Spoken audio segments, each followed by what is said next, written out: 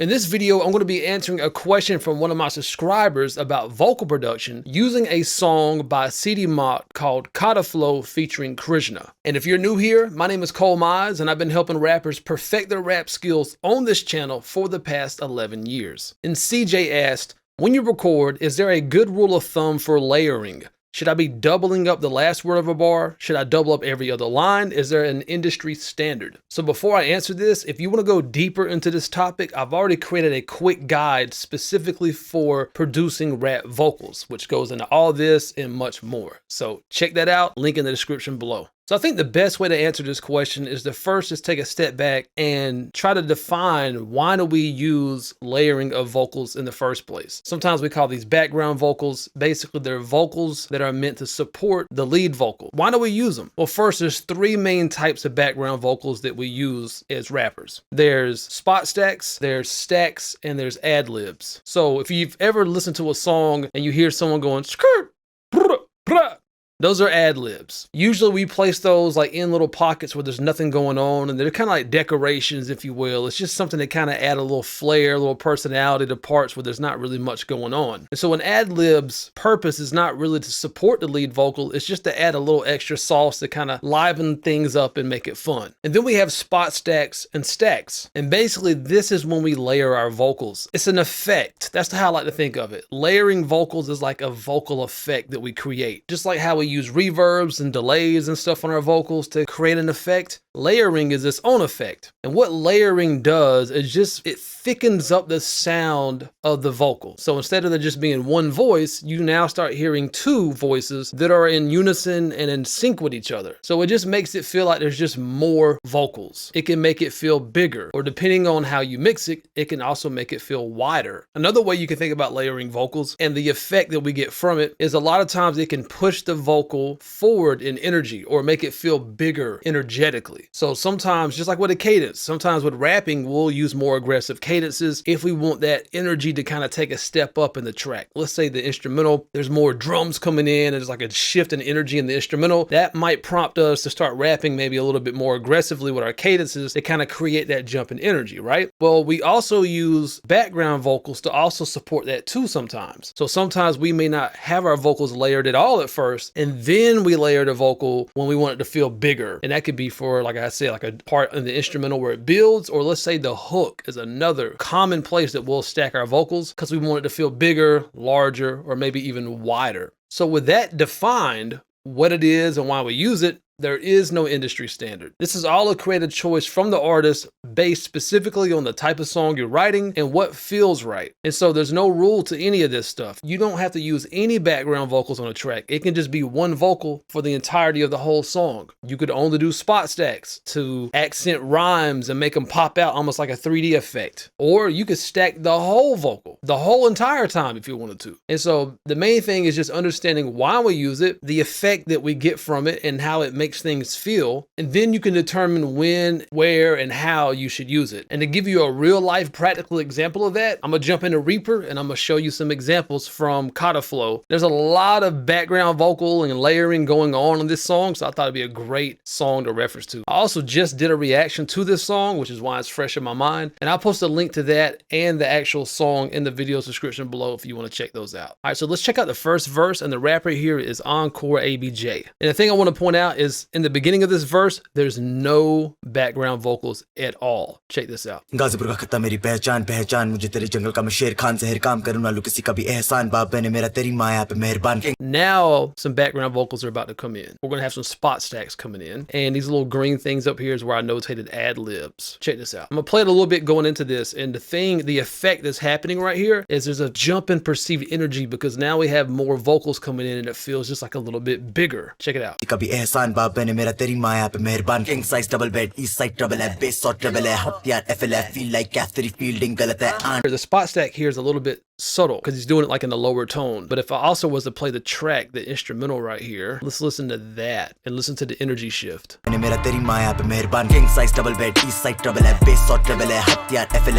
know if you can hear that. It's a jump in energy. So he's using spot stacks and the ad-libs to also just add more energy and flair to his vocals right here. And let's go and check out some of these ad-libs. So here's one right here that I already played. Cool. Hear that? That's that flair. That's that personality. And notice where it lands. The thing about ad-libs, you gotta be careful you don't overdo it. You never want them to be distracting from the lead vocal. And that's why we mainly use them in little pockets where there's nothing going on. This is one of those times where there is rapping going on and he did the ad-lib. Would it be like a long held note? If he was like rapping something in the background, it would be super distracting. Since it's just like a sound that he's making, it's not distracting. So these aren't intelligible words. They're just sounds that he's making. And that's what we do a lot is ad-libs. And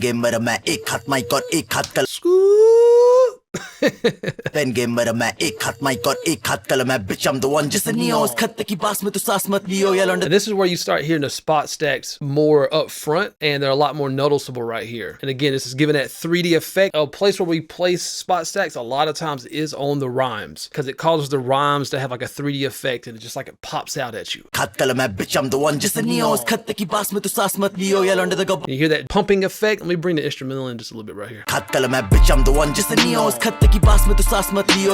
So again, not a rule, but that's why it's being used in this manner, to create that effect. This is a part of the song where there's no layering of the vocals at all. Let's check that out. And this is actually the hook. This is an exception to what I was talking about. That's why I always say there's no rules to any of this stuff. Everything just depends on like what you feel sounds best for the track.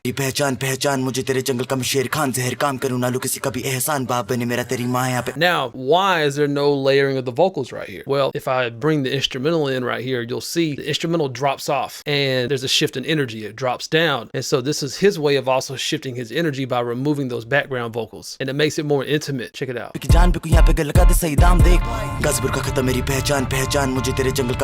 And this is where the other rapper, Calm, comes in and he stacks his vocal right here. And why? It gives it a jump in perceived energy. It just sounds good. But check this out.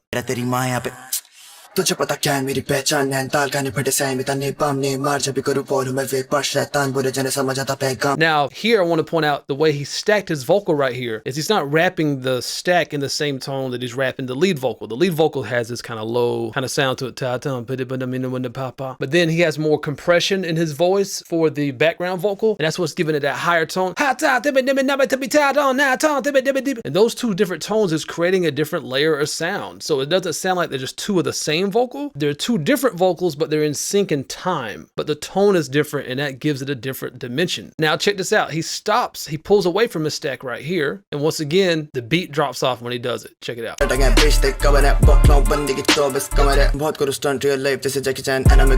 You see what I'm saying? And here's a part where there's actually two stacks. This is a very like unique part where this thing doesn't happen anywhere else. Check this out.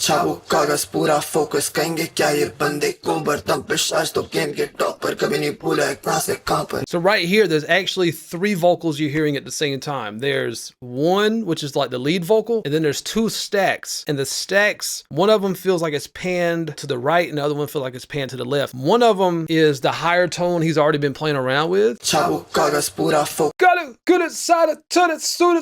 Then he's got the lower tone that he's been doing as the lead vocal, like you know, that kind of tone. Then there's another one that has like a vocoder on it, which synthesizes the vocal and it gives it a different type of harmonic sound. It's really cool. I love vocoders, but that's what's going on here. That's why this part has like more of a melodic sound to it, because of that vocoder that you hear in there.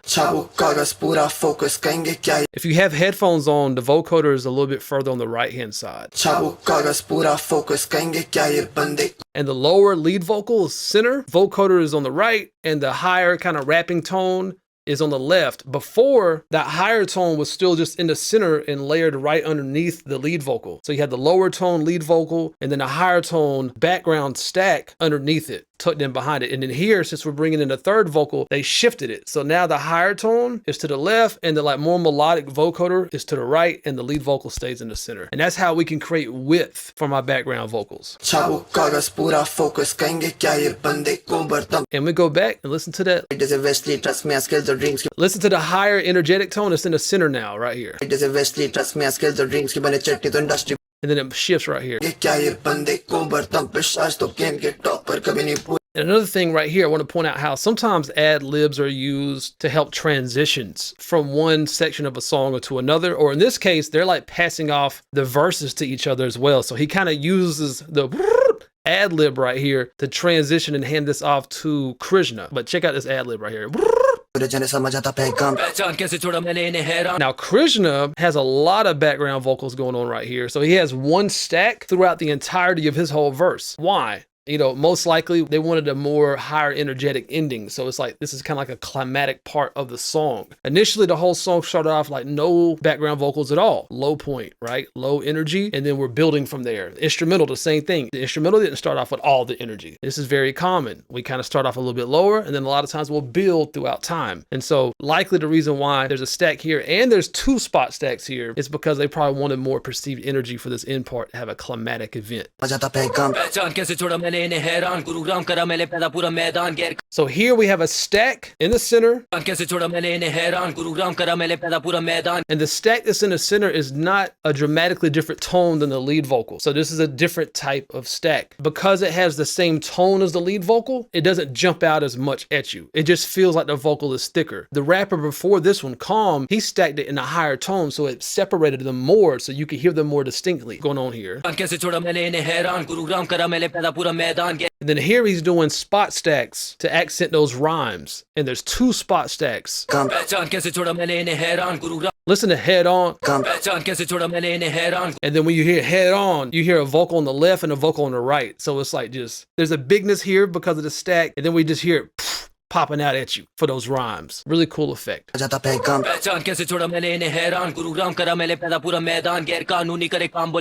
you hear how there's a rhythm to it. You know what I'm saying? Because he's already structured his rhymes in a rhythm. So having the vocals kind of pop out at you like that is kind of accenting that rhythm even further. And another really dope thing that Krsna did at the very end, he does something different and he adds two stacks right here. So before, one stack, two spot stacks. Here, he just has two stacks, which means now there's three vocals all playing at the same time. And it just ends it on a really high note. Let me just kind of play a little bit leading into this part. I say bitches, fuck you, pay me. I'm John Wick with a weapon, but to kill him parabellum. Sare din ab deke panicking, I'm crazy.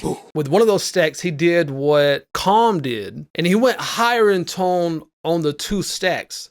Left and right, higher tone, and then in the center, the normal lead vocal tone that he's using. I'm crazy. And another thing interesting about this part right here is the actual beat drops off completely right here. And instead of him dropping down to his energy, he actually jumps up in energy. And that's another way we can play off a drop. Sometimes we drop with it. Sometimes we actually step up when it drops down to kind of create even more of a divide in energy. Check that out right here. With a weapon, but to kill him parabellum. Sare din ab deke panicking, I'm crazy. And so to wrap things up, just understand why we use background vocals and let that dictate to you when or when you should not use them. It's an effect. Sometimes you want the effect, sometimes you don't want the effect. It just depends on what type of song you're writing, if you're wanting to create movement and whatnot. And if you're serious about improving your rap skills, then I have something you're going to absolutely love and it's 100% free. It's called the Rap Essentials Bundle, and it includes the #1 fundamental to rapping ebook, bar sheets to map out your flows, 6 practice instrumentals, the CMS gear catalog, 3 free rap courses, plus I'll personally send you my most essential rap tutorials covering all the core techniques that you need to level up your skills fast. Once again, I'm Cole Mize with ColeMizeStudios.com, and always remember, when it comes to rapping, there's no rules, there's only techniques. Peace. Hey man, you see that subscribe button right there? Kill it, kill it, kill it, kill it, kill it, kill it, kill it. Oh, and don't forget the bell icon. Kill it, kill it, kill it, kill it, kill it, kill it, kill it. Hey, I know you see that like button, right? Kill it, kill it, kill it, kill it, kill it, kill it, kill it. And look at yourself in the mirror and tell yourself, today I'm gonna kill it.